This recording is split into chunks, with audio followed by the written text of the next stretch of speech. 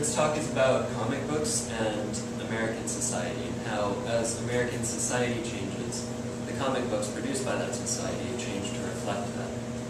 Next slide. So, a brief history of comic books. Comic books, well, the format was first published in 1933. It was a collection of newspaper comics, so it wasn't quite comic books as we know them, but it was similar. They really got their start in 1938 with Action Comics, which was the first comic book to feature a superhero, and that was where Superman was introduced. And I guess that he was the first real superhero of American society. Now, Timely Comics was the original name of Marvel Comics, and Marvel and DC are the two biggest comic book companies now. Over time, the logos have changed a lot, and here is how the DC logos have changed over time.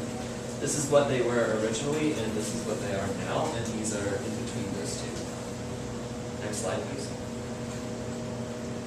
And the society, the themes of the society really influence the comics, and they show up in how the comics play out. In the 1940s, after the bomb was dropped on Hiroshima and Nagasaki, there was a lot of fear of radiation, and people didn't understand it, and that made its way into comic books. Spider-Man got his powers when he was bit by a radioactive spider. Daredevil got his powers via exposure to toxic waste. And that was how that worked out.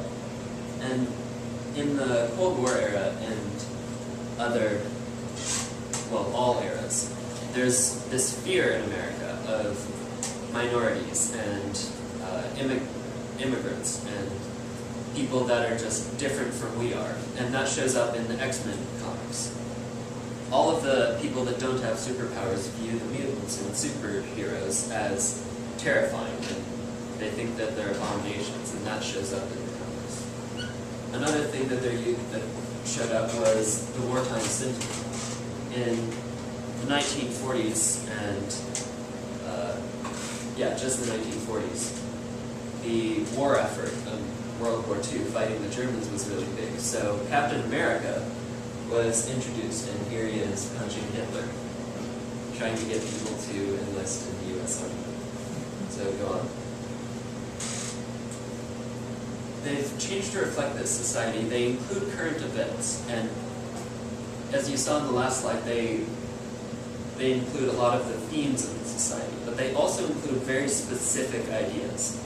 There's a case in Daredevil number 31 that was very similar to the Trayvon Martin case that was written after the Trayvon Martin case played out.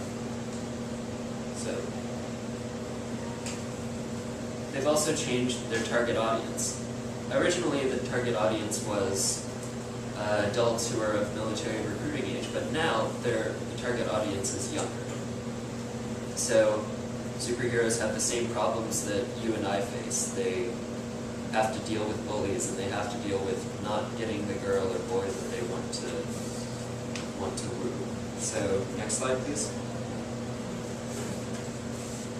Batman is a very interesting example of how these heroes have changed.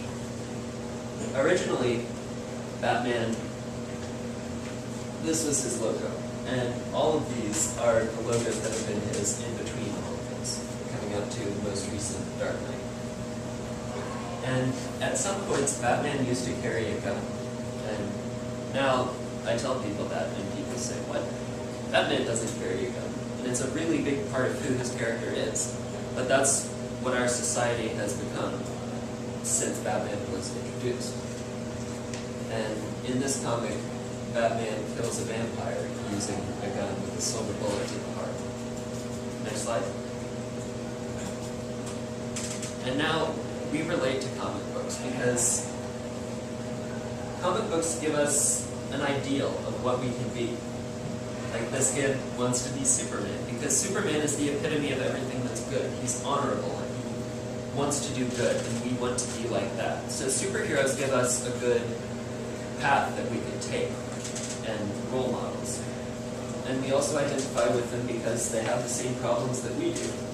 even originally, Spider-Man had problems with bullies, but now the bullying problems are a lot more relatable to what life is like now.